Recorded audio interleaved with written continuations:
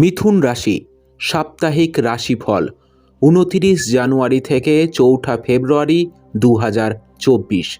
চন্দ্র রাশি থেকে চতুর্থভাবে অবস্থিত কেতুর কারণে এই সপ্তাহ জুড়ে স্বাস্থ্য সংক্রান্ত সমস্যা আপনাকে সমস্যায় ফেলতে পারে, যার কারণে আপনি আপনার জীবন উপভোগ করা থেকে বঞ্চিত হতে পারেন এবং এই সপ্তাহে আপনার স্বাস্থ্য সম্পূর্ণ ভালো নাও হতে পারে, যার কারণে পরিবারের সদস্যদের বিশেষ করে আপনার সঙ্গীকে সমস্যায় পড়তে হবে।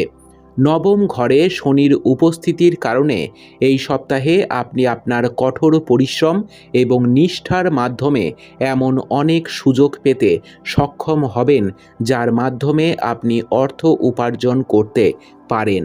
তবে শর্ত থাকে যে এর জন্য আপনার সঞ্চয় অন্ধভাবে বিনিয়োগ করার পরিবর্তে আপনাকে একটি ভালো স্কিমে ঐতিহ্যগতভাবে বিনিয়োগ করতে হবে। আপনাকে বাড়িতে আপনার ছোট ভাই এবং বোনেরা এই সপ্তাহে তাদের জীবনের প্রতিটি ক্ষেত্রে অনেক সাফল্য পেতে পারেন, কারণ তিনি বেকার থাকলে চাকরি পাওয়ার সম্ভাবনা রয়েছে। তারা কাজ করলে এই সময়ে তাদের পদোন্নতির সম্ভাবনা রয়েছে। এই পুরো সপ্তাহে আপনি আপনার ঊর্ধ্বতন এবং উচ্চপদস্থ কর্মকর্তাদের কাছ থেকে সম্পূর্ণ প্রশংসা এবং সমর্থন পাবেন।